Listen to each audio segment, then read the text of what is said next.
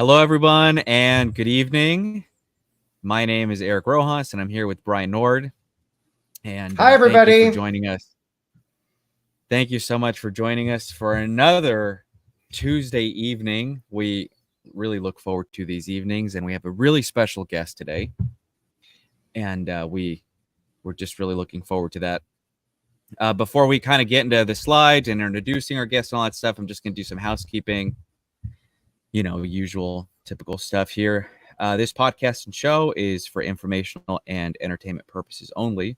It should not be considered legal, medical, or mental health advice. The views and opinions expressed do not necessarily reflect the official policy or position of this podcast and show. It is not intended to malign any religion, group, club, organization, business, individual, anyone, or anything. We speak from our personal experiences and opinions. All right, Brian, let's get it going. All right. Very good. Very good. So, everyone, we're not going to do slides tonight because I didn't set it up. No.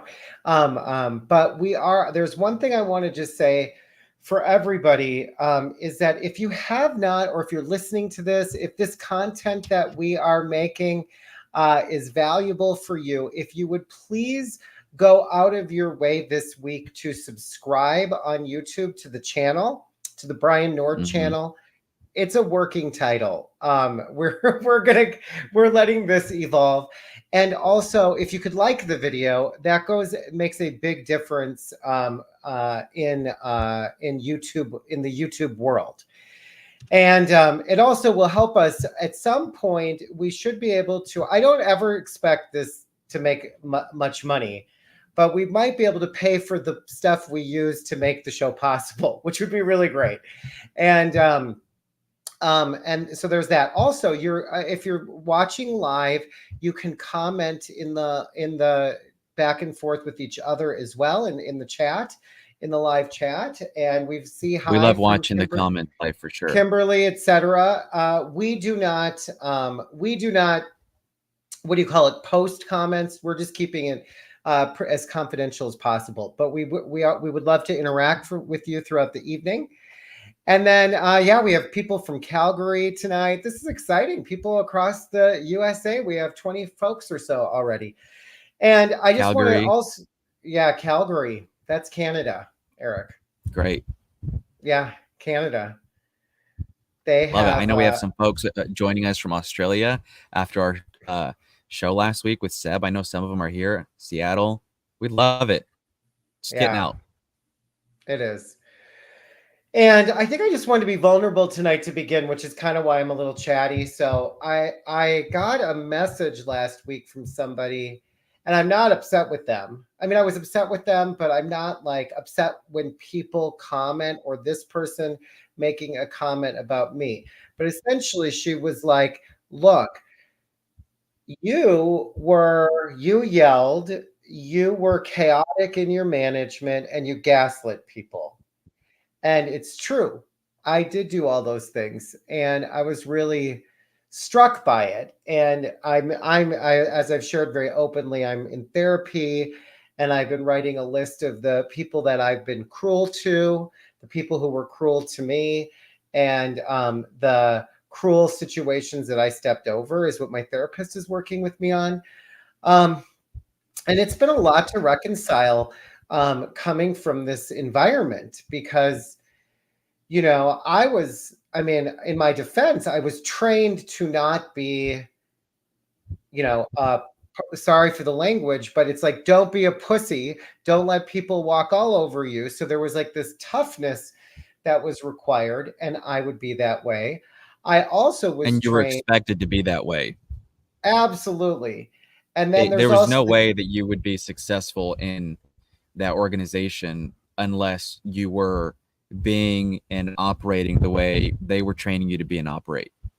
Yeah. And my managers were like that. And I think, I don't know, in my opinion, that I got used to that style. I know when I first started working at Landmark and seeing stuff like that, it scared me. But the further I got along, it's like I got accustomed to it. And then the further I became along, I became that. But I feel bad about the whole thing. I feel bad about my participation. And I'm sorry for doing that and for being that way. And I don't think it's who I really am. And I don't think it's who any of the people really are, quite honestly. And it's part of why I'm doing this channel is because, or these conversations is because I believe that the whole system is sick. And even if you try to patch it up, it needs to be examined. You can't just be like, oh, we're not yelling anymore. But then behind the scenes, it never gets really dealt with that we did do that to people. Or the yelling is still going on behind the scenes in but further back in the shadows or whatever. So I feel bad about that. That's not something I ever felt great about. And gaslighting at Landmark, well, I mean, who are you being that you didn't register somebody by 2? I asked you to do 14 other things, not register somebody by 2, but you still had a promise to register somebody by 2. I mean, I've done that. Other people, I mean, that's the world of Landmark.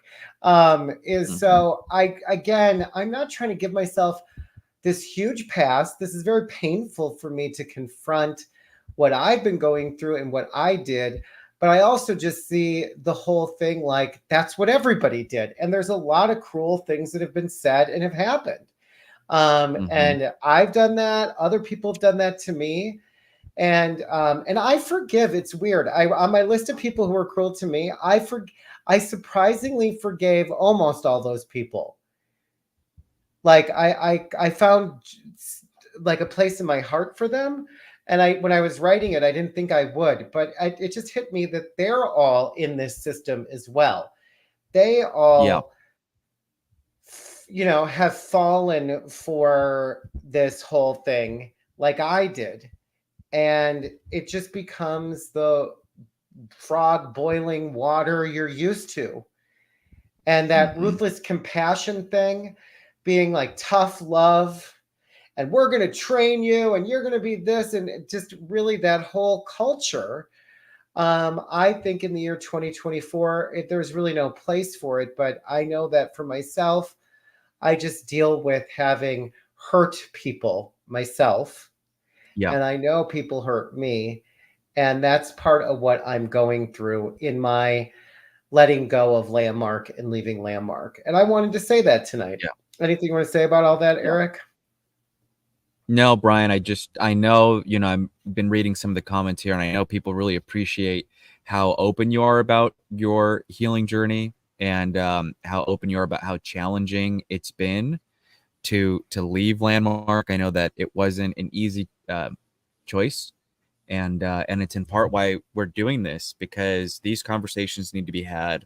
People need to know what's going on behind the scenes. There's things that Landmark has, quote, redesigned and tried to implement, but it's always the same stuff, especially behind closed doors, behind the scenes, when you're with management, upper management. So that's it. That's all I got to say about it. I appreciate you for acknowledging that, because I know that was something that was there with you after our last episode. Yeah. And I think underneath it all, in my opinion, all of these folks that are, that are on this call and that are, or not call, on the live stream, and that I think I personally, from Ann Peterson all the way across to Harry Rosenberg, I think are all really good people who really care and care about people. And I think we've all, many of us have acted ways that we would later, regret. And also we've had those kinds of things happen to us. And I think it's really a healing thing that we're talking about all this. And that really leads to tonight's conversation, which I think is really perfect. And so it's we're going for tonight. Actually, our guest tonight is perfect for what you kind of just shared and all that. So I agree. Yes. Yeah. So we're going to welcome Exene to here is Exene. Hello. Hi, Exene. So first of all, everybody, this is Exene. Exene, why don't you tell everybody your Landmark background? Or why don't you start by telling us what had you want to share your story / be on the podcast show thing tonight? Well, I mean, some of it is what you shared, right? I mean, there's a whole bunch of people who've gone through a whole bunch of shit that's designed to be such a mixed bag experience-wise that you can't parse it out for yourself, and that's how you get stuck in it, and that's why it takes so long to work your way out of it. I can, we've talked already, Brian, hearing and you're sharing and kind of what some spaces Eric's already kind of gone through, and already, seeing in the comments, people jumping on the, oh yeah, no, it's such a gift. I mean, there's some challenges, and like, that's, only someone who has not done independent research on the subject, I believe, would come to that conclusion. So, I think this stuff needs to get called out. I think, there's only so much time for ramifications at all of any kind for Landmark and the people who do it. And I know that my position on it is slightly different from where you've been largely coming from so far, Brian, and for good and understandable reason. But like, I'm a little further along in the change, the sixth change that Landmark should make, because I'm not so. In fact, I've clear evidence that plenty of people at the top of the organization do not qualify as good people. You can only do so much harm before the bullshit of, but remember how I felt great for a period of weeks after a seminar one time, stops being a justification for more harm getting done, more harm going on. And I know that even in our, community of folks who have started to express what there is to express, there's a lot of different levels of that. And I know there's some people who are still paying money to these fucking people. And, like, hey, I want to hang out with y'all too. Like, I totally get your complaints, but I hope you don't mind if I send some money to Werner. So, he has all of his needs met while he beats his fucking assistants. So yeah, that's why I wanted to share. I wasn't going to be the only one. I've thought about it for years. Someone reached out a couple years ago and said, oh, someone's going to talk on one of these like a cult podcasts, all these podcasts with clever enough titles to avoid lawsuits. And I was like, me and one, like, I don't know, I was getting to a point of stability. I'm like, I don't know. But like, it's something that, if you can't survive the truth, you shouldn't survive. And so that's my commitment for the conversation is, with other people talking, with other people sharing, with the reality emerging, as slow and painful as it might be. I think there's a moment here for something, right? Healing, whatever, repercussions, something, but someone has to get called to account. And there's then there's a person, there's a single person, which is what answers one of the other big questions that somebody wrote a book about, that Anne wrote a book about recently. Like, the answer is, there's a fucking person abusing and controlling people. And there's a whole group of people who've been helping him do that for 50 years. And that shit needs to stop. So that's why I thought I'd come and speak out. Yeah. And we thanks for, just laying it all out there. And just, could you tell us a little bit about kind of how you got here? We know you're a Landmark graduate. Obviously, you wouldn't be here if that wasn't the case. Just give people a little background as to, what, you're not just some guy off the street. You were a staff member. You were, you licensed some of Landmark's intellectual property. So just tell us, about it. Yes, not just some guy in a diner, as we were programmed to say, because that's how one person worded that years ago. The mannerisms. So I did. People are loving your start, by the way, in the comments. Oh, good. I'm reading some of them. We're just here to call a spade, full stop. I love it. Yeah. Full stop and yet here we go. So my Landmark resume, I did the teen forum. I was sent to Toronto. I'm in Buffalo, New York. I was sent to Toronto by my parents as a teen to get fixed in Landmark. My family on my dad's side in particular, has Estes and Scientologists, my aunts. And so this stuff had been floating around. My dad had done the forum post-divorce, second divorce, and had seen some improvements. And so when it was time to figure out how to make me be less of the person that I was, then they sent me up there. I understood all the stuff. I didn't get it. I didn't come away with anything. I met a few girls, and that was the whole shebang. And I had something my brain could use against people, because turns out even super young me could tell, what these conversations are really good for, because my parents have been doing that for a long time, right? Like my dad had, that's just your shit, everything, all parenting just turned to some like terrible landmark coaching, even though I hadn't done it yet. So Teen Forum in 2002, I went back in. They did one in Buffalo, which is a part of the Toronto office. And my relative had done it. I went in. I was on a course to nowhere, kind of classic punk rock. I mean, like literally they have, like your Stitch No Future on the back of the jacket. And like, that's what I could see. And so I was couch surfing, and at a point of blank slate, like I was the literal, like intentionally walking in, like, whatever the hell I'm doing is not working. This seems to have worked for family members and people are swearing by it. Let me just go in here and, being fully open to whatever might happen, and having, a brain that synthesizes concepts and models well. So yeah, I went in and immediately, did the forum, had had my transformation, my breakthrough was big. All the impacts were great. Someone's crying about being unlovable, and I had to like run to the bathroom and, cry my eyes out and be like, oh my God, that's me, like the group dynamic, the LGAT thing. And then, made some apologies, did that bit.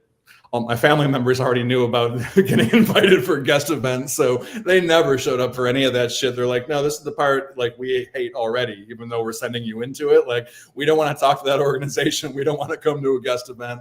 And so, I did the advanced course, and then, kind of leveled up my life a little bit just to a functional level.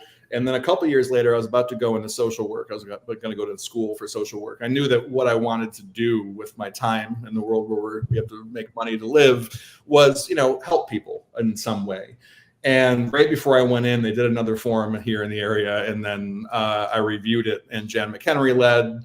And, I just kind of came out of it with oh no, this is the thing. This is how I'm going to help people. Like, look, you just fucking fix them in a weekend, right? This is amazing. And everyone's all lit up and going, walking out. And I'm assuming that lasts to some degree. And so I went to New York City. I met a girl in training the training. And then we, we started dating, and then we went to New York City to do the advanced course. I reviewed it 4-day. I did like 3. I knew then I was going to go out west and I was going to pursue this thing.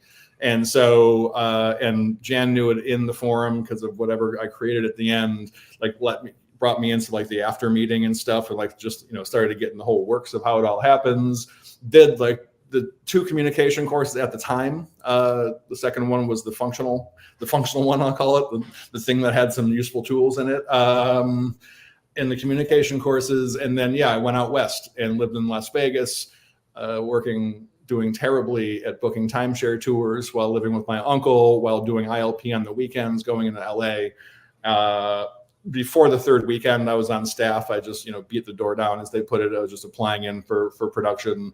And then went on staff, finished my ILP, got candidated just so I could lead if I need to. That wasn't a real big issue in LA.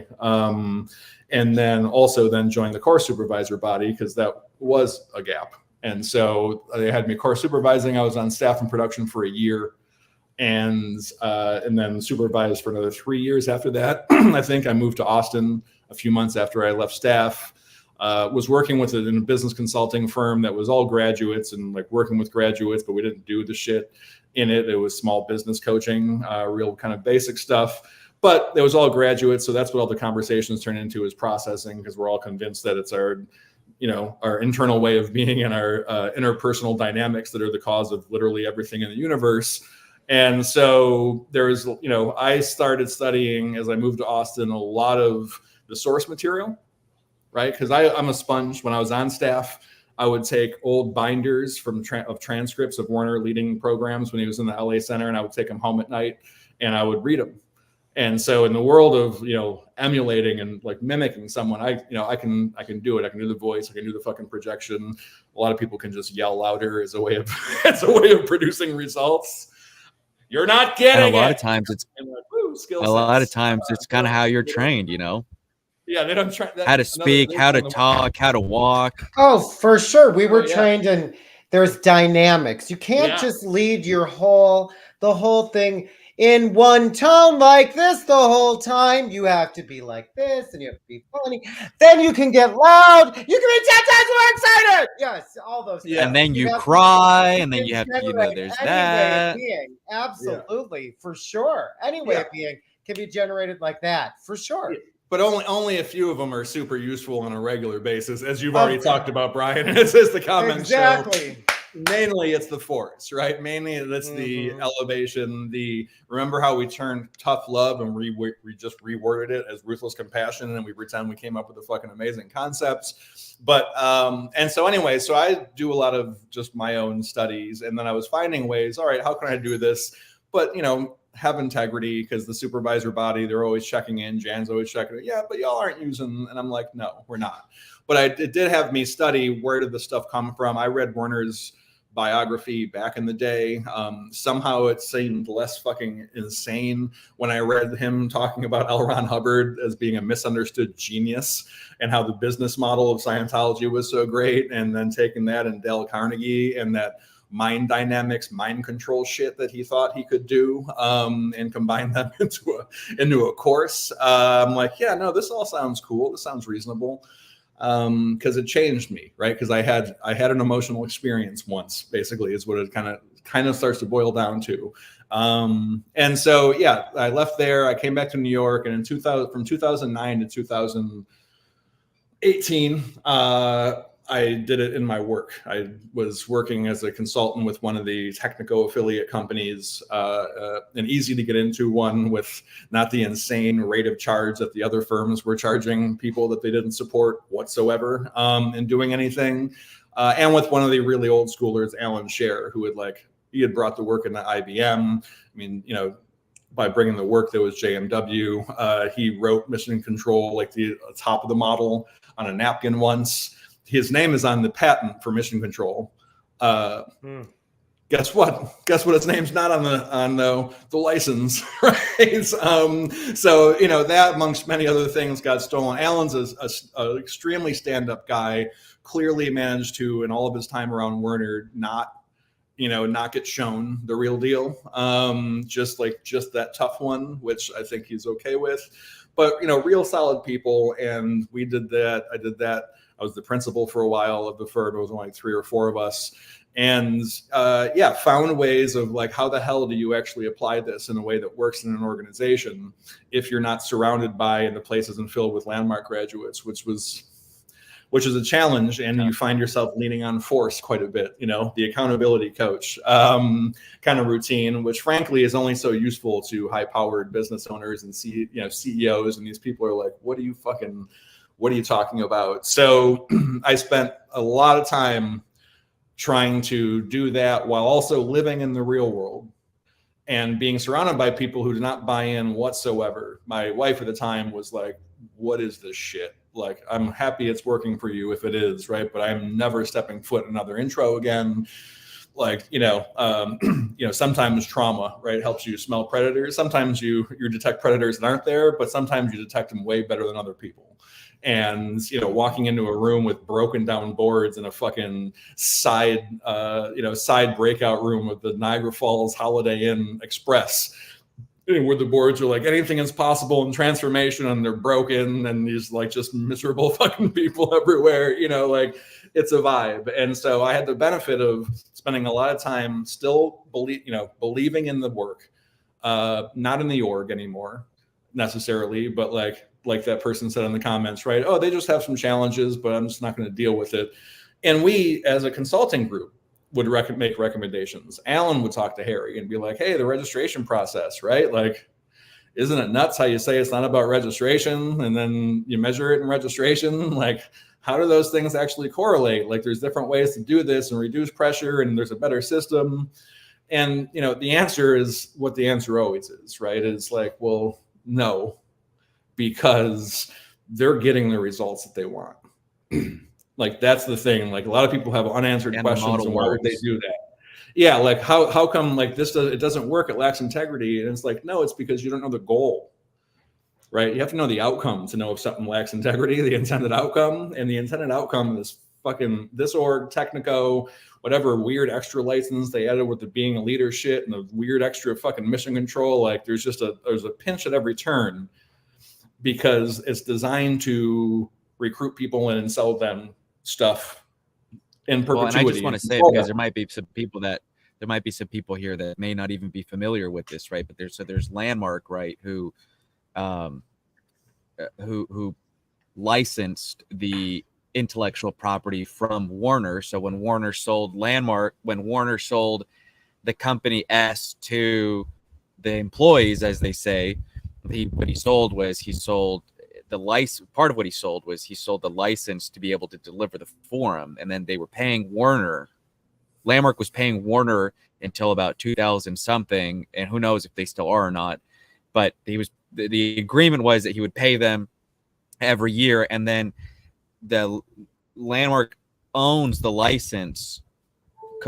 Landmark owns Technico, and Technico licenses Warner's IP or Landmark's IP to all these consulting groups to deliver in the business field. And you happen to have worked for one of the people. You happen to have a Technico license, which is owned by Landmark, which is then paying Warner. So it's this whole like, yeah, and Peters just said it perfectly. It's this whole MLM design intended to pay like one person at the top.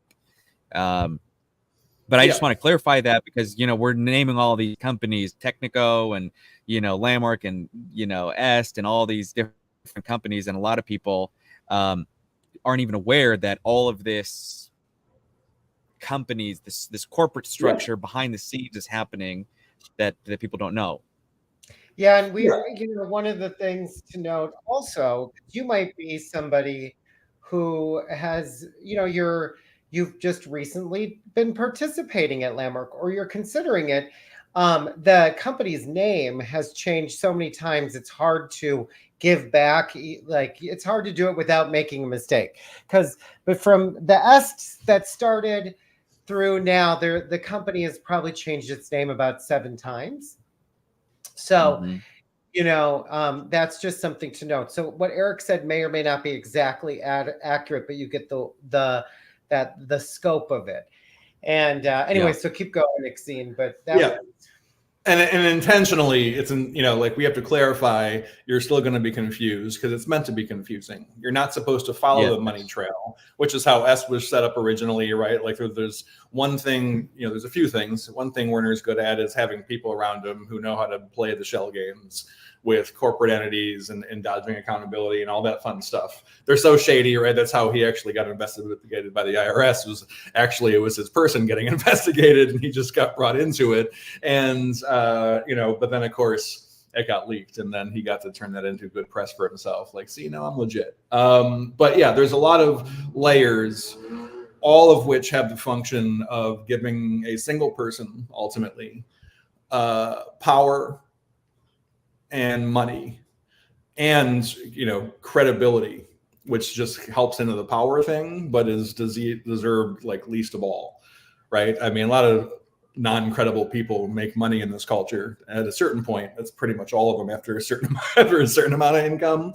But like, yeah, this exists for that. It always has, right? So the changes, why don't they make the changes? Like people have been saying because this is what they're doing.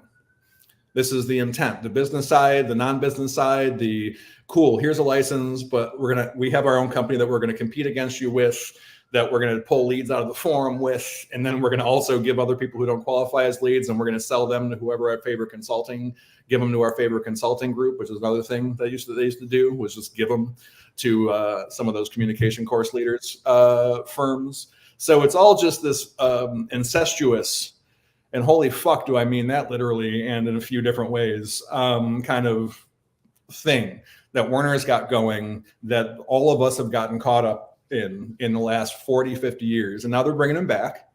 And here comes the master, back for the victory tour and the look how credible I am because I've duped Jensen and these other people into, thinking I'm not a monster of some kind. And I think if there's a time to I don't know, put something in the guy's face before, I mean, at some point he's going to die, despite what people might think or believe or something, given how highly they think of him. And yeah, I would like some of it to blow up in his face first, because holy shit, has he gotten away with a lot. So that's and in 2018, as my life was just in a mess financially, situations at home, dead family. I mean, it was just a emerging queerness coming out of all the stress. I mean, it was just a wild time in 2018. And then Leah Remini decided to, bestow her gift upon the world of shit about Scientology that people actually wanted to watch. And I watched and again, I had some of the materials already, but the stuff was still in my head, and I still had a reverence for it. That then watching Jason Bigay, I believe is the actor's name, who left Scientology, and like later that fucking night, like invites someone over with a video camera, or like the next day or something, like wild, like literally like, hey, I just got home from leaving a cult. You want to come over and just video me as I just kind of like talk about it and talk through it? And I watched that whole thing, and that was the full on like, oh, okay. Now let me go back. Let me pull Outrageous Betrayal out the shelf. Like, let me read Margaret Singer's book. Let me go online. Let me hit all the stuff. I knew about the stuff. I'm not one of these. I never went online in the 20 years I was at Landmark. Like, it's like with Scientology. If you go on for a sec, it is what comes up. And so I knew about that stuff. I had people calling into the center freaking out because their kid had gone through the forum, and they were like, what is going to happen? Like, who the fuck are you? Like, I read this online. I looked all that stuff up. It just doesn't matter when you're in it. And so, yeah, at that point I was like, oh, now I get it. And then had to figure out, oh, it's bullshit, like all the way down. And even the nuggets, like, oh, integrity, is that helpful? Like, yeah, no shit. Sure. You know where else you can get that? Fucking anyone who's written a book in the last like 98 years, right? Personal responsibility. Oh, if only there was some other way to get that without getting told that being molested was my fault. It's insane stuff delivered with no actual meaning except for whatever they want to infuse it with to control you. The work is, for me, also bankrupt. And I've done other kinds of org dev, and I live in the business world. I shifted into marketing. I figured out, has its own ethical issues being in this industry for me, but, it's a useful business skill. And I had to actively unlearn, like catch it in my head, watch it coming out, now stop it.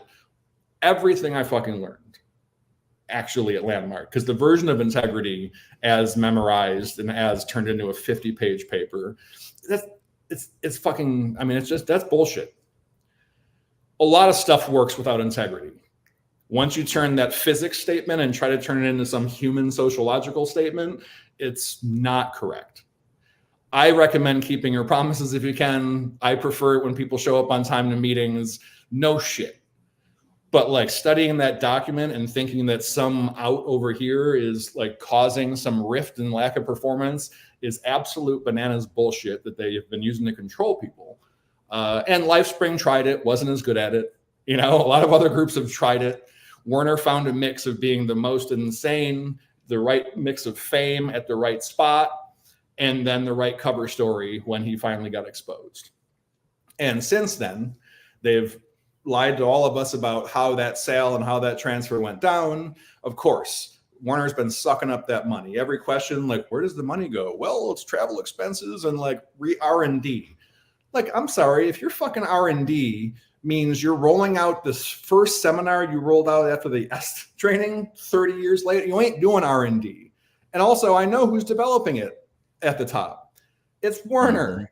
Getting paid to develop stuff that he's then getting a cut of as it's delivered in a circle with a little crew of Sandy Robbins and some of those real tight in their forum leaders who are like still like little Werners, just helping him abuse whoever he needs to fucking abuse. And yeah, I think all of it needs to end. And it's been a process to where I don't sound like a Landmark person when I talk anymore, except for the loud part. But again, I came in with that. I came in, I could speak in front of people. I got a little better at that, doing so much practice in the ILP, right? But I was on stage before I ever went in there, right? I came in being able to figure out ideas on my own and communicate them, synthesize them and communicate them. It's a skill. I did their version of it, and then I had to unlearn every goddamn thing I synthesized and then resynthesize. Oh, this is how marketing works. This is actually how human communication works, right? It's feelings driven. And then we lay a story on it to justify. And that's what Landmark did. They created a product that takes 100 to 200 people and generates a specific feeling that they then layer their belief system on top of to interpret it for you. And then say, see how we did this to you? I guess the only way to save the world is for you to sell this over and over again. And because you're too unclear and fucked up in the head at the moment to distinguish your wild euphoria and temporary feeling of freedom from what they are attributing it to, that you have them permanently conflated as the real world word. I know Landmark people say collapsed a shit ton because Werner said the wrong word fucking 80 years ago, but it's conflated. Two things getting confused aren't collapsed. They're conflated. And that is how they control people, so that none of us can ever say a bad thing without saying, but, and qualify. Yeah. It. What life I'm exene, I mean, what do you think that's about? I mean, there's people who will say they participated in the forum and it made a huge difference for them, and the work made a difference for them and all that stuff. Like, where, because I think you've really done the work to step outside of the Landmark, bubble or group or whatever you want to call it. And you've really taken the time to really educate yourself outside of what you were taught at Landmark, which is kind of why we label this that we're having to relearn, right? Because someone like yourself who participated in the forum when you were really young, you were 15, right? I mean, kind of similar with me, right? Where I participated when I was really young. Brian participated when he was 20. And so we learn these things. And for a lot of us, I mean, I know for myself, it was all I ever learned when I mean, at that point. Right. And so I didn't go to Harvard or to some, university or to learn all of these different concepts and then form my own opinions about it. All I learned was Landmark, and that was it for me, right? The way Landmark defined integrity, that was it for me. The way Landmark defined responsibility, that was it. Like, that was the definition. And not only that, but Landmark had the documents, as you know, as a staff member. Landmark had the documents to teach you, hey, by the way, here's how we define things here. And so it was like in our own way, it was all we ever learned. It was all we ever knew. And so when people tried to question, well, that doesn't make sense about integrity, or, that doesn't make sense about, being caused, no matter whatever it is, right? We learned all sorts of stuff. Like you said, the uncollapsing, what happened, or the story you made it be, and the vicious circle, and the whole thing. So when people tried to challenge you, I know for myself, I speak from my own personal experience, the rebuttal to any challenge I received was, well, this is what I learned in the forums. So like, and then the way you do it is like, well, I had a good experience. I had a transformation, or, it was good for me. And so that's the rebuttal, right? It's like your personal experience. And so I think what was really helpful for me in having the conversations before we got on today was, you've done the work to really pick it apart and to really study and learn other things that weren't just what you were fed. It weren't just what you learned when you were really young. And so I really would love to hear kind of what you have to say to the people who... To that rebuttal? What people say, but it was really good. The forum was great. It worked for me. Like, I have, people in my life, I mean, family members who happen to still be amongst the ones that I still talk to, who, have that general take, and like, good, like good for you. Like, you got out in time. You know, like, yeah, I don't know what was so bad about Germany. You know, I was there for a couple of weeks on vacation in 38. Like, cool. If you would have stuck around, shit was gonna, would have gotten worse and worse and worse. You know, like, that's the thing, is if you got your benefit and you bounced out, you just did the form and you kind of half-assed some seminars, right, which is normal participation, how everyone does actually everything in life, which, we'd think half-assed, because unless you're like, oh goodness, and I did every bit of homework, you're not doing it and you can't expect the results, which is cute. Good formula. If you don't do everything exactly as laid out, you cannot possibly expect the result. Cool. So yeah, I don't think it's much of a rebuttal if that's what their personal experience is. Awesome. Like, yeah, yes, I know that. I think what Warner did a really good job, just from what I have started to reach my own conclusions, about what I think happened. I think Warner did a really good job about packaging the forum and selling it. He did a really good job about bringing in all of these like Scientology but again, the way you pick it apart is you start to study it, right? And you start to see that there are people who have done all sorts of other things. And you start to talk to people who've studied Scientology. You have to start to talk to people who've done all this other stuff. And then you're like, wait a minute, this is starting to sound a lot like the forum, or, Mind Dynamics. It's starting to sound a lot like the forum. And I know even documentaries I've watched on Netflix and HBO and stuff like that, where you're like, they stole this. You're like, I'm like, wait a second. Like, oh, they stole the forum. You think I thought everybody just stole from us. That we are the people who came up with all of it. Yeah, Warner's source, right? What else? Yes. What else would that mean? Well, I never heard Warner be called source much. But you did say on staff, you would say, what's the source of this? You would say, sometimes I remember saying, maybe they don't say it now, but I remember saying like, you have to go to source and deal with that.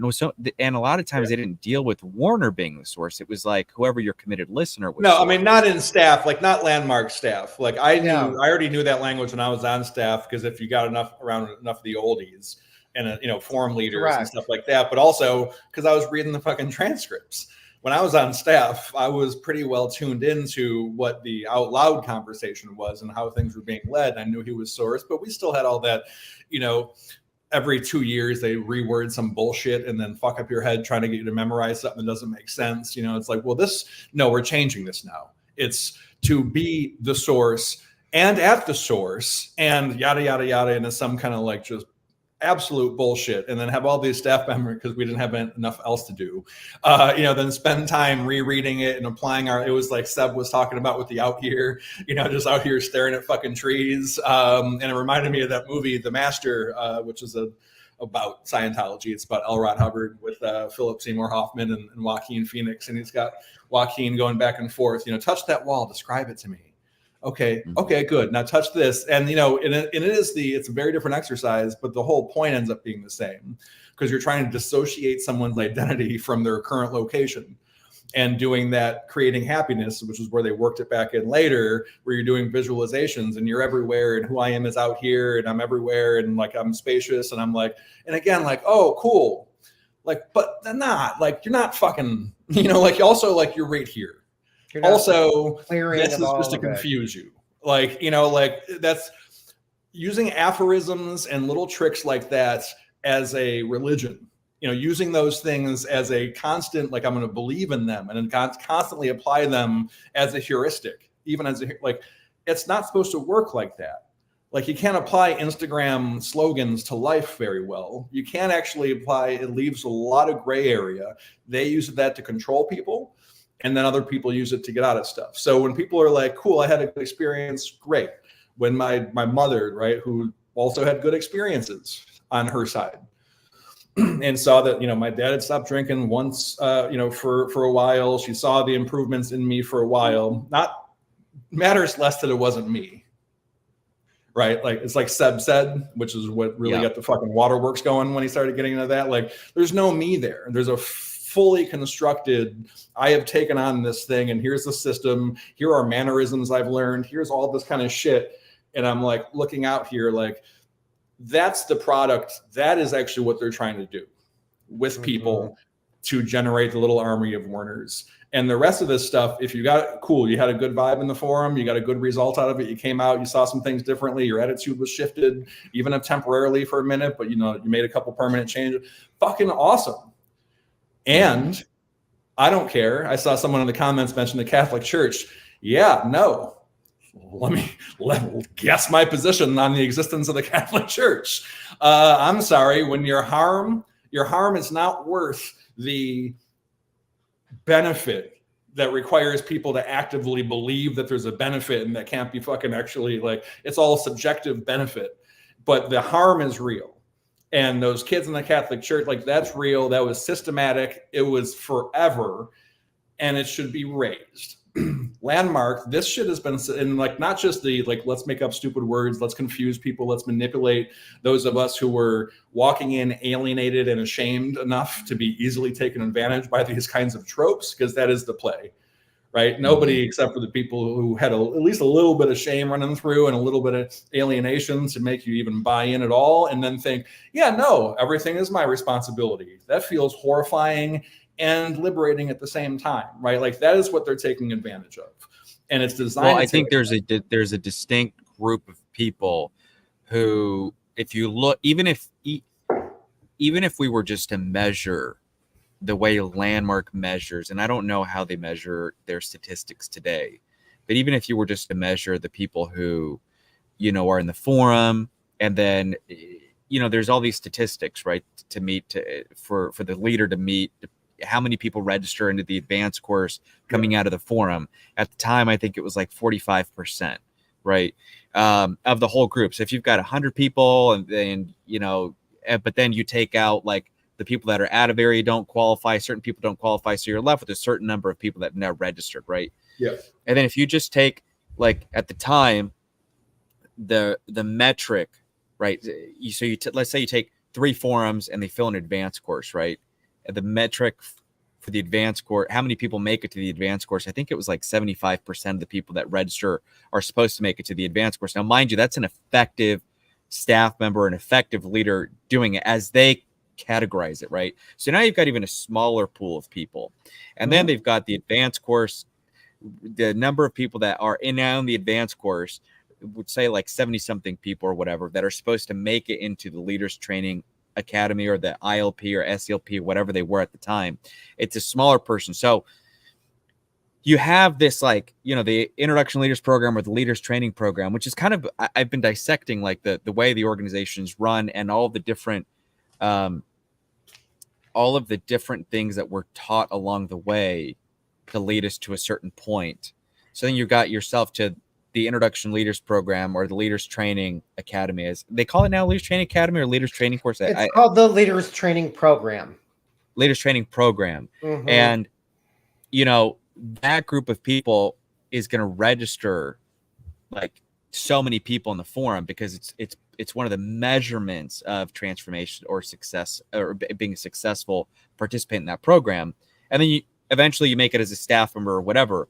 But I think the end goal here, at least from what I'm understanding, and I could be so off here, but just from what I've been deconstructing myself and all this, is like the end goal is really just to drive business, is to bring in business. Really, that's the structure. And so what you're taught along the way in the different courses, whether it be from integrity or responsibility or being for the community in the advanced course, and all these different things, really have kind of one goal in mind at the end, which is to register people. 100%. And there's always something next. And I have this, I think, I don't know for sure, right? Because I haven't been in a room with Warner and asked him straight up, but I think the way he designed it was he designed it quite cleverly, where, if he was going to build a business, as a business person myself, if he designed it in a way where, how can I have this business grow without having to spend a lot of capital or, exert a lot of money to promote it in a certain way. You leave it up to the people participating in the course to bring them to the evening sessions or the leaders training program to register the people in their life. And that's like the best kind of person to sign up because the credibility is instantly there. You don't have to deal with advertising or any of that stuff. Yeah. I have but a couple you questions. know it's not business reasons, right? Like, you know, like, because I'm just going to push every time y'all try to give credit to something. I'm just going to be the voice that just like, that's cute, and then there's a billion inefficiencies that make no business sense whatsoever. Because the pot is a mix of what if I I mean, this is a business, right? My life is taken care of, right? Werner is like taken care of forever, right? As long as there's a landmark existing, no matter who's signing the checks, and knows this pretty well by now, right? Like there's a structure around so that Werner has the exact life that he wants.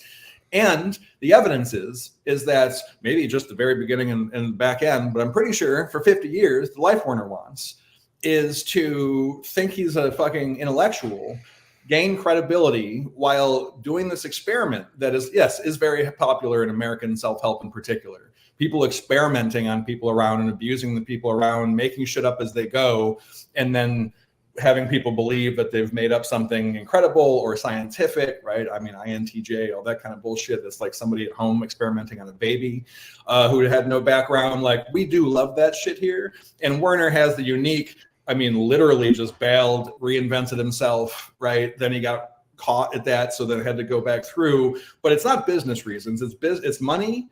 I have the life I want. And by the way, what this project is I'm just like controlling people and trying to turn them into me, which I'm either convinced is the thing to save the planet if everyone was more like me, or that is just also a lie too, and I'm just like getting my fucking kicks out of being a sadist. Either of those answers, by the way, like, fuck you. Like, get out of here. And so, yeah, those of us who have given service, and of course, we're all just talking about the jargon and the bullshit and the business, and it doesn't make sense as a business, and you could grow it. And if it were different, and the people who just keep repeating the same, yes, except it doesn't match my experience. And like, yeah, I'm sorry, like, to be fucking contentious in here, but like, yes, someone defending Landmark while defending the Catholic Church, while like, cool, like there's a pattern of defending organizations who, since you're not the one harmed, you think it's fucking okay to support an organization that's harming other people because you happen to not be the one getting harmed. Like, how about fuck off? So that's the real nasty version of how when people rebut, right? It's just like, I'm glad you had a good experience, and I'm glad you didn't get sucked into whatever, right? I'm glad you weren't in the spot I was, whatever. I just must be so like such a sucker. Well, yada, yada. It's but hard like, ultimately, I had to tell my mom to stop saying that shit to me. I told people around me, like, listen, we've had this conversation. You had your experience. You have what you saw of mine, which is what you thought your kid was getting saved, right? And turning into this person that everyone thinks is respectable. And like, unfortunately, that's not who I am. But don't ever, if I happen to say something about this again, don't bring up, oh, that you had a breakthrough or Drew went through it and it was fine. And like, I don't want to hear that. It's like, talk about gaslighting and diminishment. And so unless somebody else who's somebody in the comments who's gotten fucking choked out by their manager. Well, wait, but not just, I mean, but Eric, that happened to Eric. Not everybody who's in the comments know that or have seen that. So the no, I know, but that's where I want to go. Right, that's where I want to take. No, you're doing great. You're doing great. You know what I love about what you're doing, and I've been sitting back and I'm listening. I'm getting it. I mean, one of the things is that although you have moved on, the outrage or the expression of just like, this is nonsense, is really refreshing in a particular way. I'm really, so I just want to say a few comments I have, exene, because I really appreciate how much it takes to say what you're saying. Because, you know, look, it is, in my opinion, I was naive enough to think that if people would realize that Werner was, and again, Werner Erhard, for most consumers don't even really know about Werner Erhard. They don't even know how to say his name. So If you're in the general curriculum, just going through, taking shit from your family, Yeah. but it's all good and you're breaking through. I have reservations about that. I mean, as I'm unpacking, and is there better ways to do that? I don't know.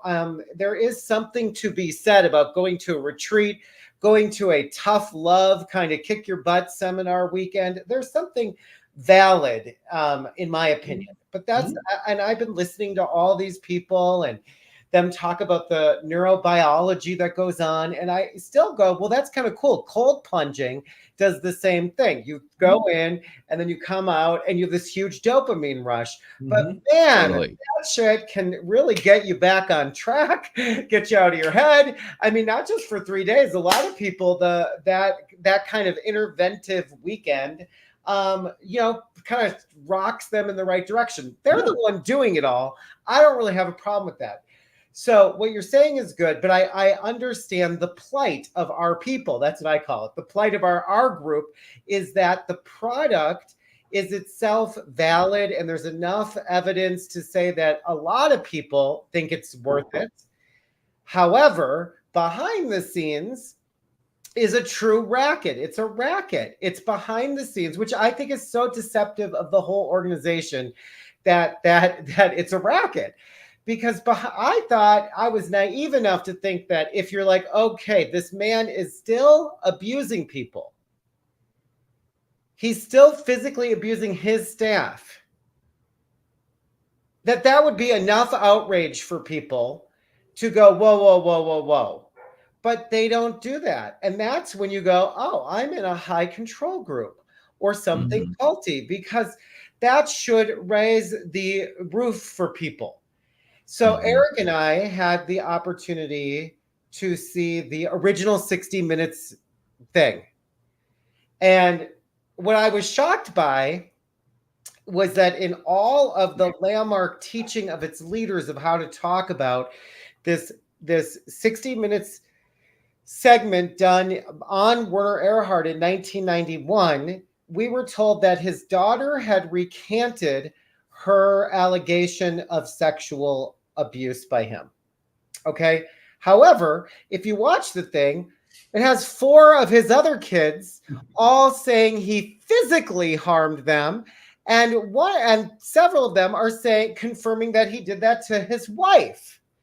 And then to their mother. And then you read all the articles of that time period leading up to that, with people saying similar things to what Eric is sharing and about the culture of the organization. So it's fascinating to me that this whole time I'm like, okay, well, I always thought his daughter went on 60 Minutes and said this thing about her dad.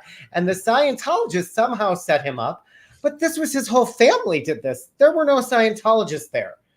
So it was I was like, this is how, and then I read about how it was so sick when we watched that. Yeah. So when you watch his kids. Yeah. And I've been trying to understand, and a big part of these live streams and these videos is to start to educate and look through the lens of other groups that are a high control group, or like the Mormon Church is like that. It's not, most experts don't deem it a full-on cult, but they call it a high control group, high demand. It is, and then there's other ones like Scientology. And every one of these groups is different. So you can listen to everything that's being talked about, these different principles of being in a high control group. Like, well, that's not true about Landmark. You can do that. But there's also certain things that are exactly the same. And the other thing that I got about this, which is so shocking, and it was really humbling for me, is that the people who study this, the doctors, there's a whole world of experts in this world of control. Yeah, they studied how the brain works and the whole thing. It's fascinating. And they've been doing it for decades. And I always heard of people like that as cynical people who don't really get it. And they're the kind of people that really that whole they never took the forum, so how can they speak from it? Or even if they did, they're not they're sucked into the ordinary conversation of life. They don't get what it means to have a new realm of possibility for what it means to be a human being. And what you're speaking to, what you're saying is very true, because on the consumer level, oh, I had this breakthrough, and oh, that was really good for you. And oh, that was really, but you know what? If you listen to the forum leaders talk and you listen to people talk behind the scenes, people getting those breakthroughs, they no, but that is actually considered bad leading if people got value. For people to say, I got value out of all this, that's like an insult to a program leader. You know, transformation happens at the level of self, and there is only one way to measure that. That's through guests and registrations. Because when you're impacted at the level of self, then you cannot help but share it. And you cannot completely share it until that transformation is all the way complete, with somebody seeing life as empty and meaningless on Sunday night of their forum. And that is the only measurement of transformation. And all those results everybody says that was so great, all the freedom, all the value, all of that, if you, that's all considered nice. That's all considered, you know, like stuff that Tony Robbins does. But that's not what the business we're in. Sorry, I'm like foaming at the mouth. The business that we're in is the business of, we're in the business of transformation. And that's all just, so it's like, so the whole game, so sorry, everybody, I just, so you get this. So I was reading this amazing book by this woman studying authoritarian leaders and narcissism. And she refers to Werner Erhard in the book. And she was saying that for these authoritarian leaders and narcissists, that one of the key things is that money may not actually be their ultimate goal. That for them, whatever validation they didn't get, or whatever when they were a kid or whatever, the whole thing is one big validation of them, their status, their legacy, who they are. And what you're pointing to, because I'm still struck by this thing about how can you have all these incredible people like Exene, Eric, Anne, Brian, all these amazing people, and they all go in the system, they give their heart, they care, they work all these hours, they volunteer their time, and then they come out the other side. So, as one forum leader put it, she felt used, thrown away, and then threatened. How would you do that with people who care so deeply? But the entire time you are doing it, you are never it. You are never the real deal. If you do anything, that was your personality and your ego, not your identity. It was not. The work does it all. And I think what you're pointing to is very valid. That's where I'm going with this, is that at the end of the day, it's not about it's creating people who could attempt to be Werner, but it's proving nobody can ever be him. He is of a whole other way. He is, I don't think the word God is the right word, but he is in this world all by himself. He's a true genius of our times. And all of that, as you go along, it all is narrowing down to you never being it. You will never be it. There's not a single person who ever has been it, nor will be it. And to surrender to that, to surrender and get that that's it, and everything else is control inside of that whole construct. And it is control. There was no need as a staff person during the pandemic to work 70 hours a week, but we still did. We were told on day one, if you're messing around at home, oh my gosh, that's going to be some bad integrity on you. You're not going to like what happens in your life. And that was told by the CEO. It was not good. And so, working those 6 days a week, but then when you're, every hour on the hour, I have understood how that entire business works. And the bottom line is they give you way more you can do than you ever will do, and that's intentional.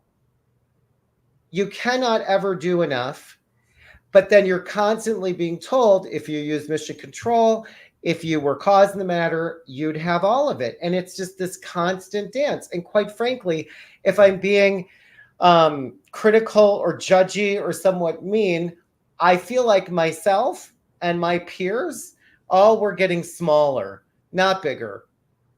Many of us doing this for decades, like almost losing ourself and our self-expression.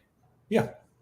And by the way, women, the company is run by women, but they get no reverence in the culture of the organization. So you could be a cisgendered straight guy or straight acting guy, and you can move up. But if you are a woman, you always stay at the where. If you're, all the acknowledgement, oh, blah, blah, blah, he's so wonderful. Meanwhile, you've got these other women running the organization and nobody even listens to them. And they're just always constantly being dealt with, who are performing way better than those men. It's just so the point is it's all control. And to understand you're in that control. So for Seb, they had to have control over his life. That's why he couldn't go to the Seminar Leader Weekend. That is the game. That's at least what I've concluded for myself, is that at the end of the day, it's not about being successful.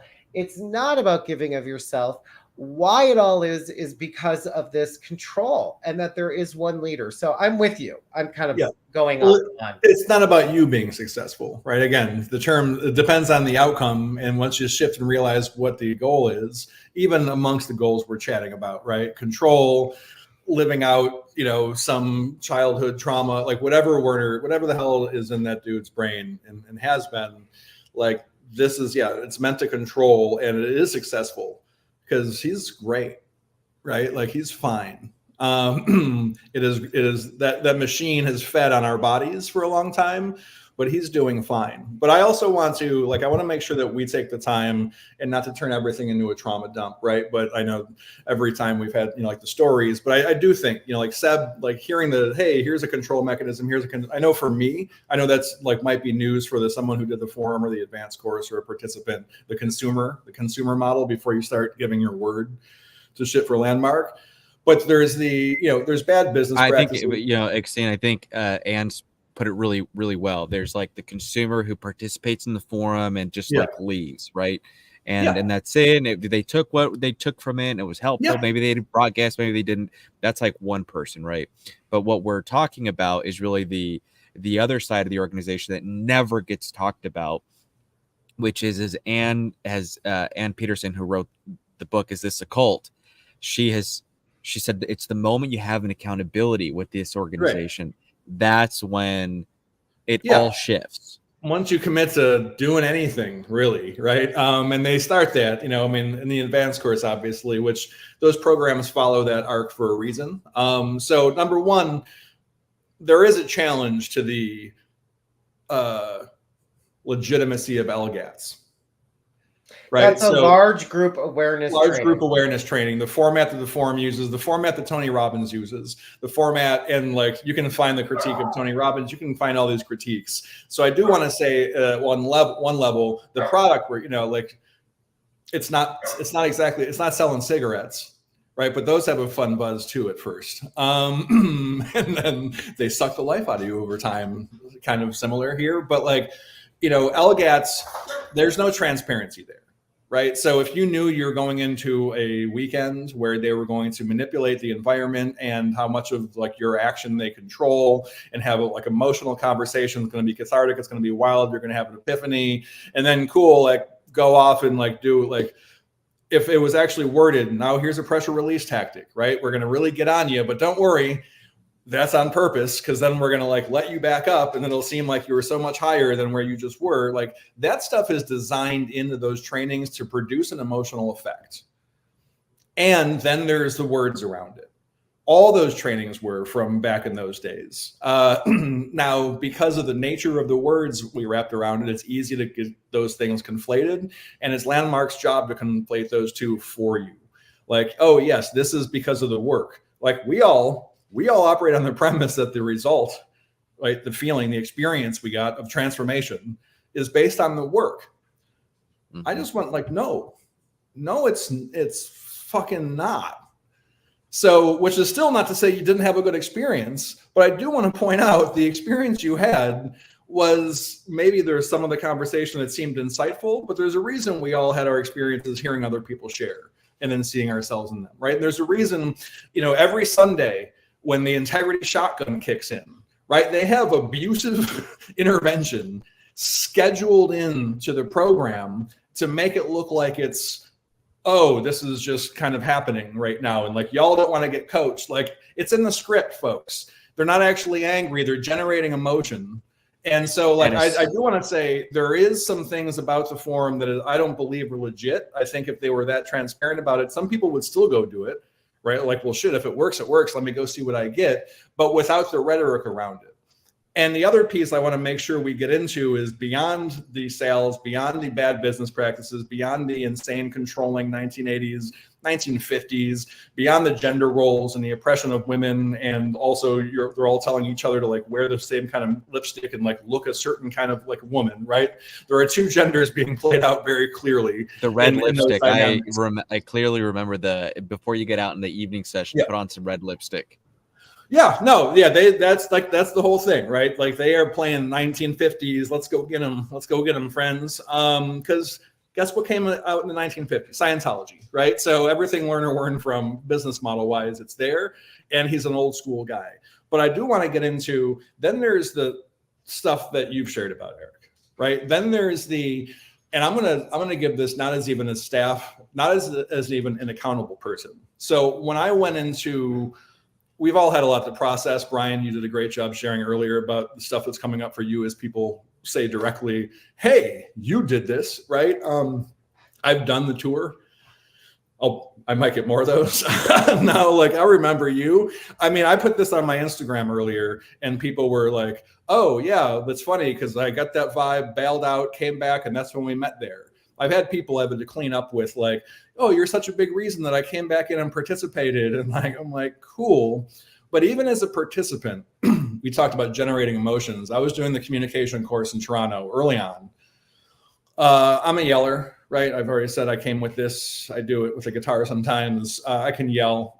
So we did the exercise, where like you yell along to these songs. So it's you can communicate, you can generate experience, read this stupid song from the 50s. I don't even remember what it was, but some just kind of jokey, playful song. And then you would do it in different kinds of emotion, and later on, there is an interaction, in front of the room, right? On stage with this woman, with the leader. Some of the R&D team were in town, so it was a really big deal.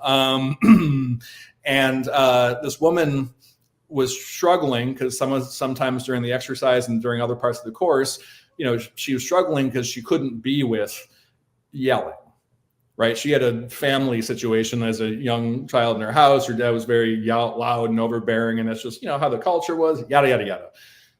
We call that trauma out here in the rest of the world, right? Like there's something part of your thing that's sealed and now you can't really cope with it anymore. So he tried to interact with her for probably 35 minutes at least, right? Just like we're going to go old school because it was Sandy. And it didn't work. And then at some point he stops and he's like, all right, well, we're late going to meal break. He's like, who's a yeller in here?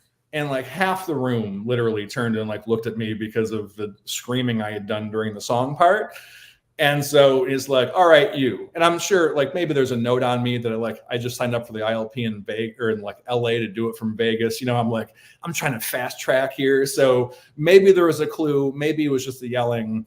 But he says, all right, you two, either at the beginning of your break or at the end of your break, whatever works for you, go in one of the breakout rooms, go in a side room. And here's what you're going to do. I had a different name at the time. He's like, you're going to just get real close to her and just scream in her face. You know, because we all are trained if you're reacting forward, it's in reality fight or flight and all that kind of shit, which they have started to adopt some semblance of. But then non-reactive is just right. I was just screaming her face. Whether I could swear, I could say actual stuff, I could be insulting, I could say whatever I wanted, and I didn't have to say words at all. I just had to freaking scream. And we did that for 25 minutes. I'm screaming in this woman's face who is 5 foot nothing. I'm 6'2". You can't tell from all this stuff, but like over top of her, right? Screaming into her face, and I can watch the reactions and the coming and go, and then you just go dead. It's called either freeze or fawn, depending on where you're about to like go with it. But she was gone. It's called being re-traumatized, is what it's called. And I'm thinking like, we did it, right? And then we came back from the break, and she was just, white as a fucking ghost, up on stage. And of course, you have to share the victory because they made a big show of sending us off in the room. And she said whatever there was to say about like, oh yeah, no, see, I'm not reacting. And like, I'm not even on staff. I'm a participant. I'm a paying participant in that course and doing abuse for them because whether it's ignorance or they don't give a shit, ignorance of how brains actually work and how psychology works, because that's what it is, by the way, ontology my ass. They are looking for psychological outcomes. You feeling better, you having a better outlook, that is what psychology is. And they're looking for those outcomes with this other conversation and doing like 1950s exposure therapy. And I brutalized that woman. And I've been screamed at. I've seen people screamed at in their faces for 2.5 hours that they're pieces of shit and they're nothing because they missed an advanced course reg number. It was a staff member. This is a participant. And that stuff's built in. I've had people sent to me by graduates who maybe thought I was still a little more in, who were with another grad sent to me out of Houston, actually, who was struggling. And I got on the phone with him and she's like, I'll let you just kind of like figure out and see what you think. And he was in his ILP, Introduction Leaders Program, the first big wave of assimilation. And, he had said, well, I started to have a flashback and I started to have a breakdown in my ILP during one of the exercises. Like he was in the crowd. He wasn't on stage.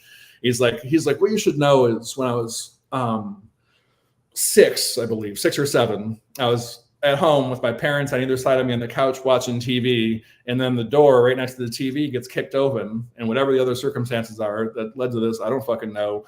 His parents get shotgunned on either side of him, shot in the face. Oh gosh. And then he's got the gun like put to his 6-year-old head with a movement like I could do this if I wanted to. Like most of us see that shit in movies, right? Mm-hmm. And then they leave.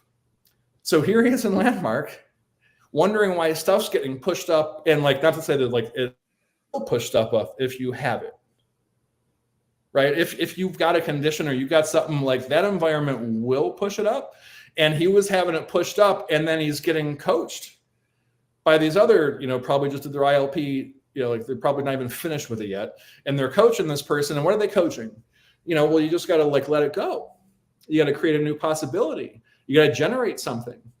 Because they don't fucking know. Because trauma, which is a reality, doesn't exist in Landmark's belief system. You can't say everything is a story or it's just a viewpoint to look out from. No, like your brain is different. Like this kid's brain is fried.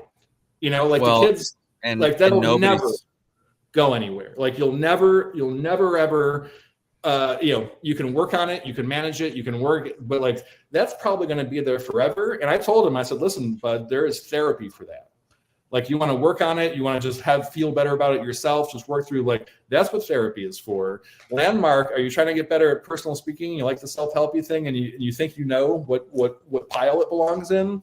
All right, do your ILP, but that they don't understand, and they are therefore actively harmful. I don't give a shit what the agreement says, because you've got some other person who's already been brainwashed telling you that your trauma is a fucking story and to let it go, and in pursuit of what? To get out there and register people in the forum. So like there is built-in negligence and abusive behavior. And then there's the real abusive, like this is part of our approach. And then there's the old school staff Charlene, kind of Werner level of like, yeah, at a certain point, people will put hands on you. But now they're a little better. Well, most are, apparently, maybe, I hope, except for that one. But the getting berated and screamed at like you're a piece of shit and you're failing at the only thing you care about in life as a constant state of being, I don't care. Like, people need to go somewhere else and feel fucking better. Really. Like, you need to do therapy. It's worth the cost, or try to like find a different thing. Go do a different weekend. There's a billion of these things. Go to Tony Robbins. It's just as unsafe. It's just as meant to screw with your emotions and wear you down over a few days and then sell you stuff while you feel exhausted and like liberated and euphoric. It's the same trip. Tony does it better, you know, with a bigger budget. But like, it's the same approach. Like, try one of those. At least that one's $100, right? Tony's first weekend, because he knows that's all about just the other weekends, and everyone he works with is volunteers as well. You know, like, it's just about like, let me get you through here. That's what it's about. And they abuse people, they bully people, they do extremely regressive therapy techniques like Albert Ellis 1950s CBT kind of shit that nobody with a brain does in any real field anymore. But they're doing it, and they're using it to control people, and it's harmful, like actively harmful, not like my feelings are hurt. Like, you have to spend years to get the shit out of your head, including the shame that comes with it, and then deal with the shame of having people be like, oh, well, my experience was good. Well, maybe if you just, or go get complete with the center or some other shit. Like, you don't want to see what me getting complete with the center looks like. You don't. Well, it's not even the center. It's go get complete with the enterprise. That's another thing Brian and I hear a lot, is that we're on it and we're incomplete. We need to go get complete with the enterprise. Oh, well, they're committed that everybody is complete, which is clearly not true, because you should see my Facebook Messenger. What I was going to say, Exene, it's really powerful what you're saying, and I'm thinking through my own experience, because I have cognitive dissonance in meaning like my memory of things, and then I look at what happened, and then there's how things were, I interpreted them, or how things were presented to me, that I just kind of assumed were correct. And one of them is, and I think this is important for everybody to know, is that a lot of people leave the forum. And if you're somebody who's ever shared the forum and you have somebody leave, it can be very awkward. And people leave the forum, and they are not in good shape. Some people are having, they are having some kind of episode from what's happening. But there are a lot of people who leave because they're calling out these very practices, and they get shut down. They get massively shut down. People who have training and understand more, or have a more in-depth knowledge, and they are projected, or not projected, the word would be, they're put on blast. No. Landmark doesn't really do that in this day and age. They're way more savvy. People are labeled. Is that the word? Like, labeled to be critics, or to be on it, or to be, you know, I've even seen leaders take people who are saying, no, that's a coercive tactic, or no, that acts like a cult. They take those people out as a well-being out of their statistics. And you know, they hate doing that, but they'd rather do that than have a group ruiner in the group. Yes, exactly. And a well-being out comes, this is the way it's explained. When somebody comes out of your statistics for well-being, like mental well-being, that's not your fault. So it means it's an immediate pass. It's not counted in statistics. It's not counted. It's like it never existed. I had a guy I dated that was, I said it was a joke, because I was like, oh my gosh, this is decades ago. And he was just so nuts, and he was like obsessed with me and stalking me, that when I broke up with him, I said I took him out of my total ever registered in my dating statistics, because he was never counted. He doesn't count. He didn't, it was just, he was too, so that's how, So people who dissented, and then and there would be there were people. I was always trained that if somebody's having if somebody had some kind of break, and I've seen it happen, not all the time, but I've seen it probably annually happen to people, like where it was very severe and like an ambulance had to get thing, but it was always like, no, that's a precondition. It could have happened in the movie theater, right? And I mean, if you're watching the Fight Club, maybe, but yeah. yes.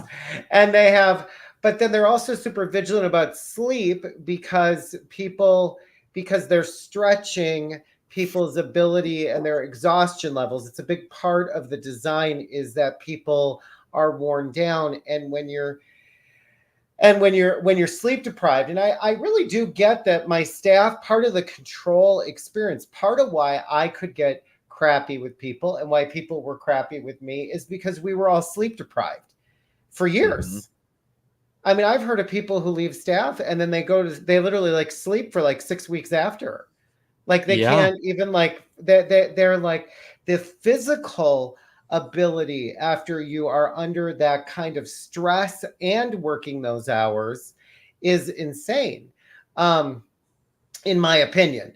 Anyhow, just listening to what you're saying. So I'm saying this because I hadn't thought about it through, but I bet in every weekend there is a good, if there's 100 people in the forum, there's probably 5-6 people that dissent and they get marked up on a well-being status. And then it's very awkward because the graduate who has been standing for that person is subtly, kind of guided to not keep recommending that person.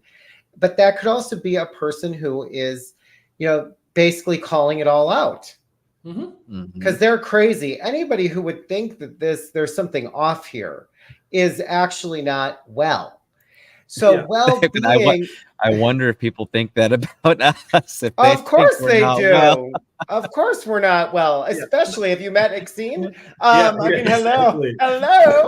So the point, but I'm just thinking through everything that you're saying. And then I have seen people, and it's interesting as I unpack this, I've had to deal with my own disassociation from different incidents that were really bad. And how I don't know how I could do that I could just kind of like forget it all. And there's some fascinating work being done on the neurobiology of what happens in a large group awareness training.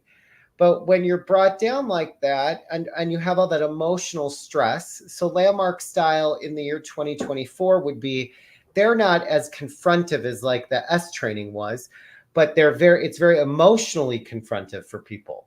So people are in these deep states of, they bring them down and then you get brought back up and you get this huge dopamine hit, right? So this dopamine hit sends you to a place above like the normal states of whatever is going on. Hypermania is what we call it hypo. It's hypo, right. Below mania, right? So that's the same place you can go from doing cold plunging. You can have the exact same experience. Just go take a cold plunge.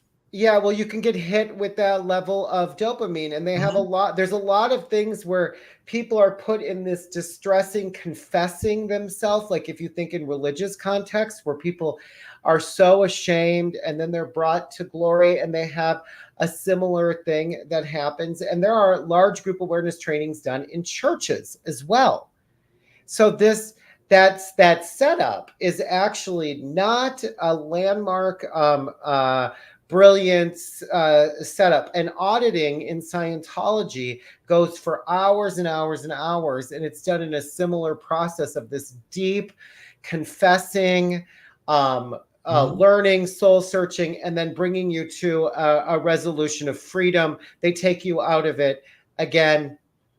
over their coursework. So this is so what I find so fascinating about this whole dopamine hypothesis is that I have ADHD. So how do they medicate people with ADHD? Dopamine, because we have a lack of it. So I'm like, but they say that at the end of the weekend, you could have people, that leader could have been on Friday, they could have been so literally abusive with people.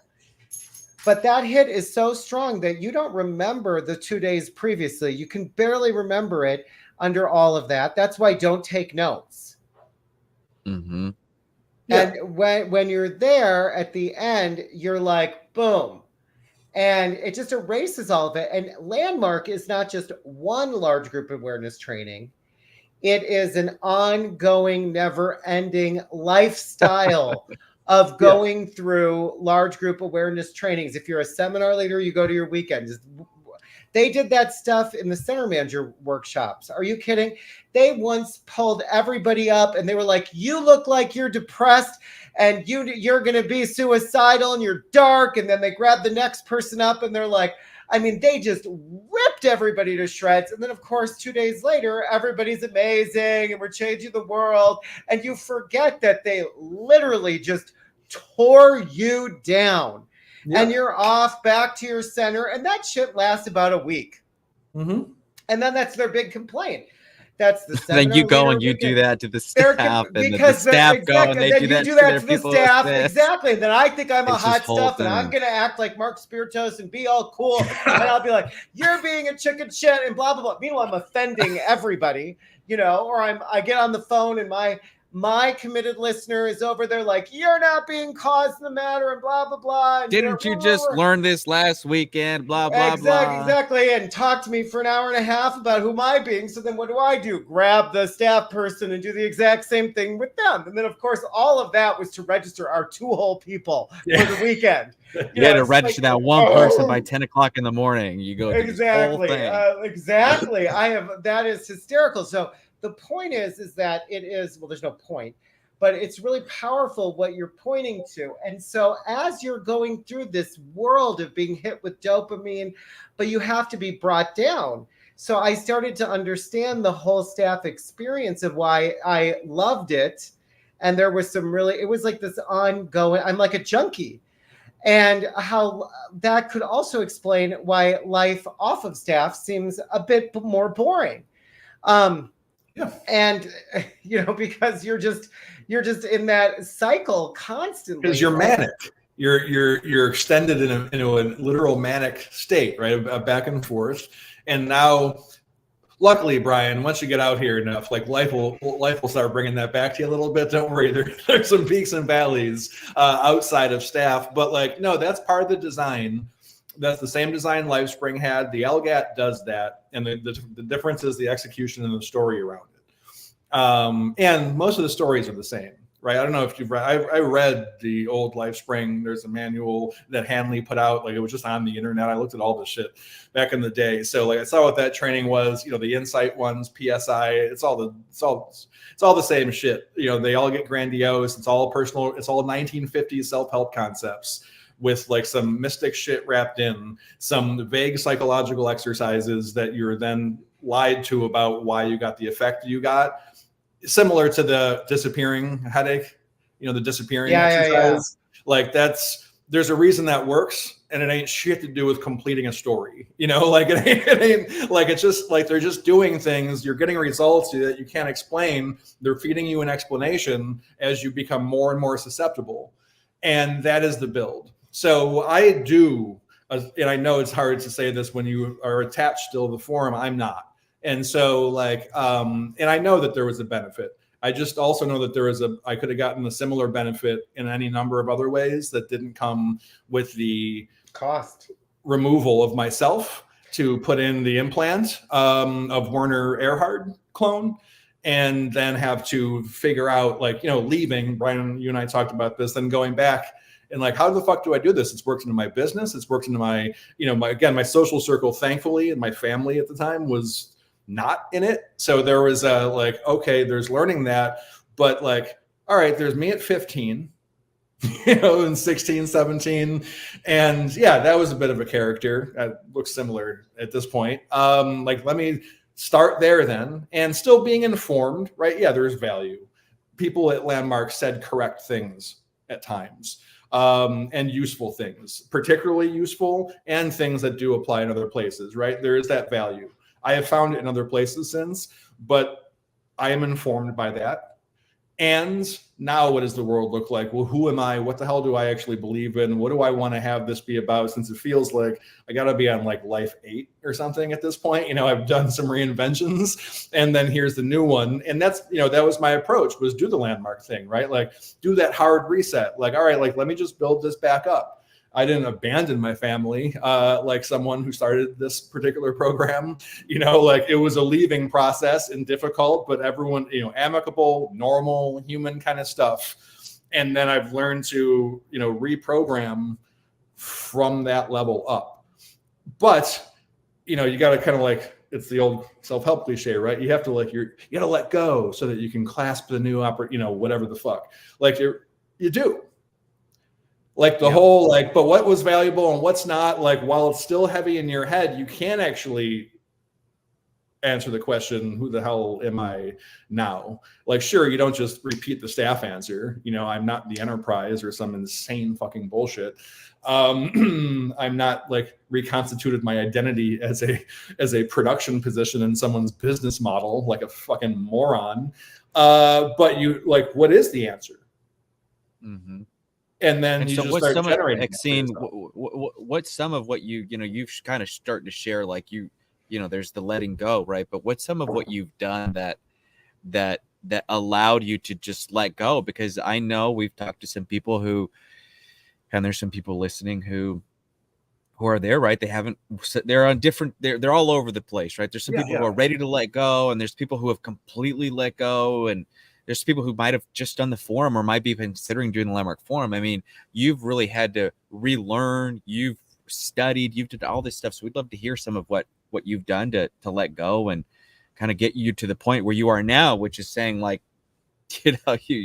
Yeah. And I think one of the things that you're pointing to, that I'll just say it a different way, and maybe it's not exactly how you're saying it, but for me, since I was so young, when I started, I realized that when I decided to leave, it's like, then I had to deal with, like, okay, the person I am that everybody says is so great, that's not necessarily anything I ever even wanted. Like, that was like, I never knew what a coach was. I wanted to be an actor. I wanted to be a writer. I wanted to direct plays and film. I wanted to write a book. Like, I had a whole bunch of things I wanted. I wanted a relationship. I wanted to get married. I like, fast forward 26 years later, I don't accept a new relationship. I don't have any of those things. And I wanted to make a difference in my community, as someone who's queer. And I hadn't done any of those things. And I thought it was fascinating that when I left and I was looking at what I want, I have all this messaging about how great I am. And I know I'm great. And I have been trained, and I do appreciate the different things I got. But I was like, wow, I don't want any of these things. I could be a great salesperson. Great. I could be this, I could be that. I've been doing it every hour of my life for decades. Of course I can do that. Just not called that. Yeah. How I dress. I still, when I get some more money, I'm replacing my whole wardrobe. It's completely all like in the little Landmark look. Everything is, it's like, God, it's like, so this identity that I carry, the point is, it was like, this was the model of living. And it doesn't even have to be bad, though there are some things about that, like being told this is who you are. Well, you know how great you are, given who you are for this work, given who you are, given your commitment, given how much this matters to you, like that messaging constantly. So when you, I've been really confused. Do I become a coach? I'm a great coach. Not necessarily in landmarks distinctions, but I mean, I like to have people win. I'm good at it. I'm a good manager. To some level, I'm not necessarily, obviously all that force is not, I've never ended up being that effective. But the point is that, like unpacking all of this. So what you're saying is very real. Like this has been my identity. And then there's all the promises that I made. So when I took this job, and I love my new job, I mean, it's not like, oh, look at me, I'm changing the world. I work for a talent acquisition firm. Great. But I really did think I had to constitute myself as that. One of my friends had to do like an hour-long phone call with me to go, Brian, you're not getting married to anything. You're going to work. You can change any day. You're going to work. It's a job. And then like I've had such a good month since we had that conversation, because I quit like stressing out, because I really did think that and I thought the whole world would expect me to have this huge declaration of being as my accountability, like like this is every job I had in that organization.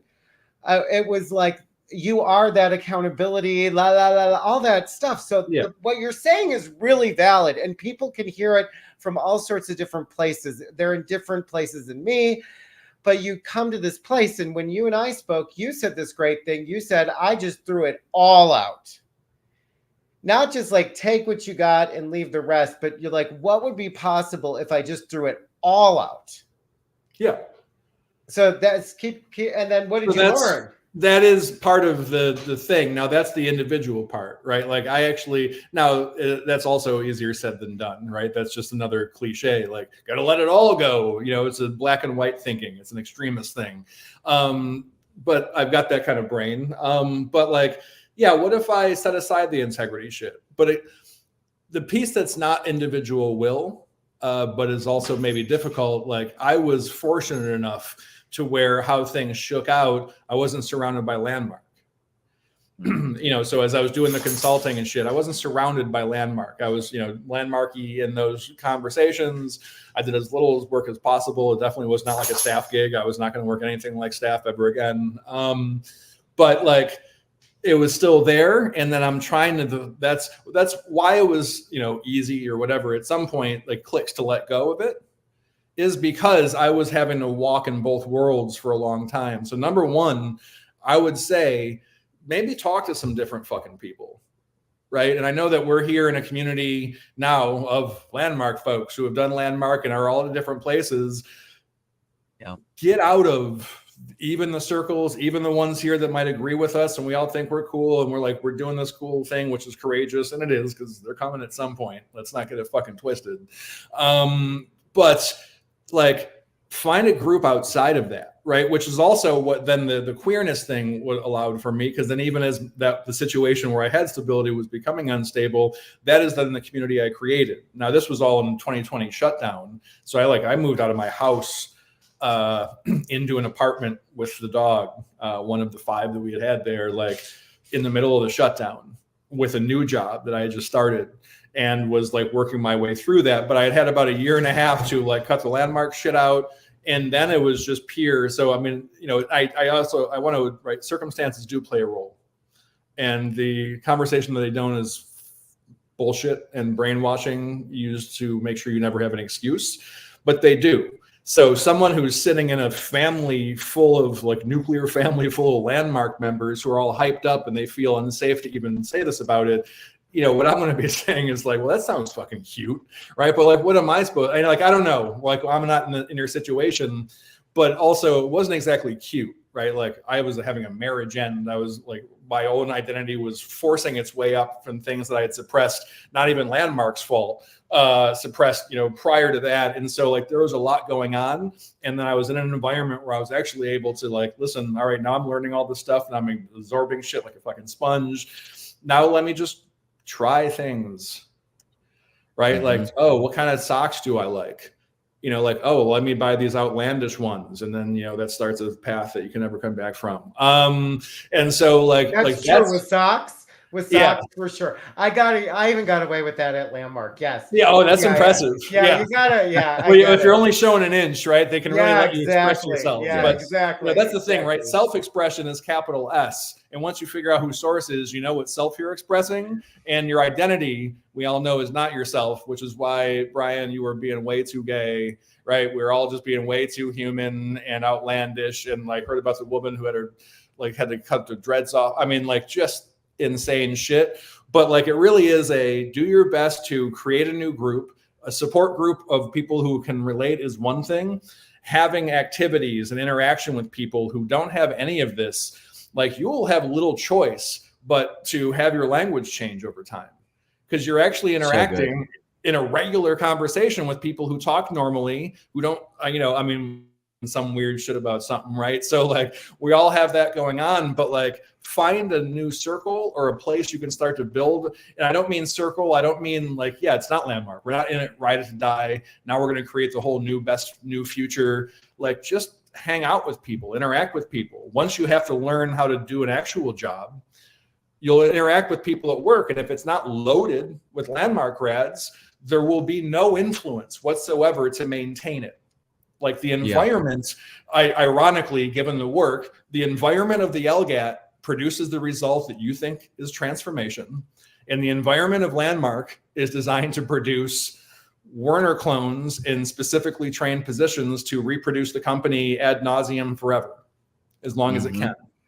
And so like, you just got to get out of all that and create a new environment that pulls for something else. See, it's still in there somewhere. That sounds like clever and mysterious when I say it now, because those words are so few and far between. But like, create a new environment. Like, there's some of the shit they stole that actually makes sense, right? Because psychology learns that. That's why there's other practices, because it's like, no, the environment you're in, the people you talk to, your conversations, but also the physical environment, like that stuff matters.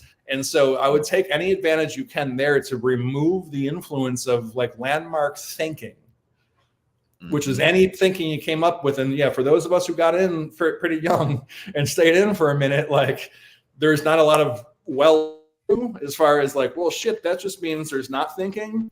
Well, there's the tough part. You actually have to learn to think, right? It's not just who you are. You have to learn how to think about things. Like no critical thinking ever happened on staff. Like zero. No, there was no. In fact, there was. Understanding is the booby prize, right? You have to experience it. Critics don't matter. There's nothing to get. Like it's all about like you being in this environment and then you having an experience we know you're going to have, and then attributing it a certain way and then continuing your action. So I would. Well, one thing I want to say is that I this is not a rebuttal of what you're saying. But I also think one of the things that upsets me is there's actually, I think it's manipulation, where you're led to believe you are thinking or critically thinking for yourself. And many of these terms that are used, like I learned about cognitive dissonance from Werner Erhard from the leadership course that we did. I had never heard of that term. And yet the way it was spun was that him telling the participants that they would have cognitive dissonance with him, right? So I didn't understand that this cognitive dissonance would be like when I believe that these people that are like the Rosenbergs are caring, loving people. And then there's this, but then when I get all this other information, like Werner made money every year, millions every year. Well, we were told nobody's making money around here, that kind of thing. And you just break, and that where this is not, has nothing to do with Scientology, but in his own autobiography the biography he authorized, there's like a chapter filled with his, sharing about Scientology and his accolades to L. Ron Hubbard. And I mean, as you unpack the actual information from what was even in the, it just makes me so sad. It makes me really upset because a lot of the terms that these psychologists use to help people. In the Mormon group, they're not told the exact same terms, just they're changed. Yeah. So that you think you are a critical thinker. So even when people were saying things to me, I was like, oh no, I understand how the amygdala works, but that's also a trauma response. Mhm. But at Landmark, trauma doesn't exist. You should hear the form leaders in 2024 dealing with the people saying they were gaslit and trying to work with them to say that they weren't, and all this stuff, in this, because sorry, I sometimes I mumble my words because I don't know all of my words. But in this day, and because I only know Landmark words, so in the year 2024, trauma, the world of psychology and psychologists and their work has advanced over time as well and evolved. Yeah. And one of these people made a great point, but back in 1971, they were still doing some terrible things in the world of psychology. So they're not like perfect either, and in the 50s, Francis Farmer getting lobotomized and all the terrible things that they did to human beings as well. So I think that whole messaging system of like, don't trust therapists, or that's not as good, or that's for you to deal with illness, and what you want is transformation. You can have possibility, or you can have therapy. Therapy is for fixing problems, blah, blah, blah. I think that really maybe had been born in a time frame where some of that is true. But it's really now it's just been this great, I don't know how to describe it, but a lot of the distinctions of high control groups are terms that we've been taught at Landmark, but they have been spun or changed into new meanings, similar to how enrollment's been changed into a new meaning, participation was changed into a meaning, integrity was changed into a new meaning. The first thing I did when I got out is I reclaimed morality and ethics as part of my integrity, and I don't believe that they're separate. So I think only a sociopath would take morality out of it and legality and ethics, so they can excuse, I don't know, lying to an entire generation of people who gave their heart to make them rich. But anyways, that's my big dramatic opinion about the whole thing. So anyhow, so here we are, we're wrapping up. What do you want us to, we can have you back too. You didn't have much to say tonight, and you didn't have any opinions. No, I never do. I never do. But where would you, what's your message now, and how are you now? And what do you see? This was about relearning who you are. Like, what is it? Where are you now? How would you like to, wrap up? I'm out here. Is where I am, right? Stop it. Fucking die. Yeah, I think that, well, number one, and I have a certain style about me, and I was, probably pushed far in on the confronting and calling out specific comments and whatever else. I stopped looking to the right after a little while. I'm like, I should not. So I do recognize that many people are in many different places. And I came in explicitly because it's just a style and a skill set of mine to push it the furthest it needs to be. And I don't like the waffling. I think there's some part of what I am so happy about us having you here this evening is that there are people who are right where you are. And we really want to showcase that it's not just people like Brian, it's not just people like myself who want to call this organization out for the things that haven't worked, but there's people like yourself, there's people like Seb, there's people like the person we'll be having next week, and each person has a unique vantage point that somebody else will listen and say, gosh, I so connect with what Exene had to say, because like I needed to hear that. And what I loved was you're so not Landmark lingo, and it's like I had to go like learn a whole new career skill set. Like I had to go learn it to get myself out of the whole like Landmark thinking, and surround myself with people who were doing something completely different that had nothing to do with any kind of personal development. Like, I don't remember the last time I did a personal development workshop or weekend, just because it's just like, yeah, I just don't want to participate in any of that world, right? Yeah. I'm not saying it's not helpful or useful. No, I but love that. Me and my ex was a Mormon. I mean, my partner is an ex-Mormon, and we went to the ex-Mormon meetup that they had, and there was 100 of them there, and they said, "How many of you?" And by the way, they're all talking like we're talking, like when they found out that where the money all really went and what really happened, and they didn't understand, or even though the rest of us all know about polygamy, I guess they don't when they grow up in that church and all this stuff, and they're like, duh. But anyways, but they were all but they asked a question, and they go, how many of you have joined a new church or religion? And of the 100 people there, no one, none, zero. And that I felt so good about that, because I'm like, I don't ever want to take a seminar again the rest of my life. I'm done growing. I don't need to grow. I don't need to grow, And then a friend of mine is like, was taught, we had this beautiful conversation today about love. And I thought, okay, well, I could be open to love. I mean, love, that might be a good place to have a mindset from, but you know what I mean? So anyway, so I just love that, that whole piece of it. So go ahead, Exene.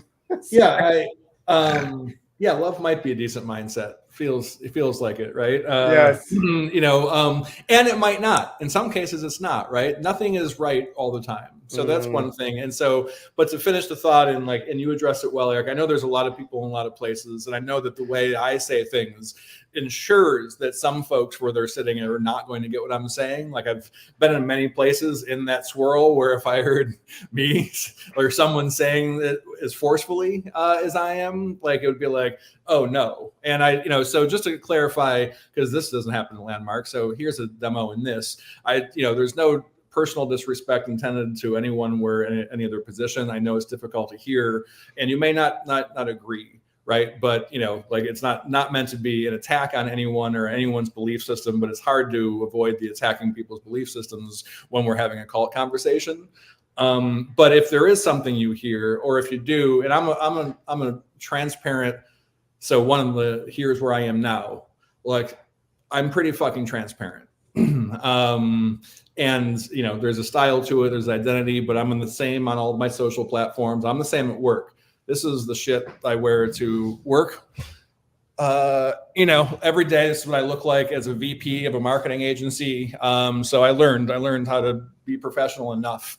But also I'm committed to doing it my own way.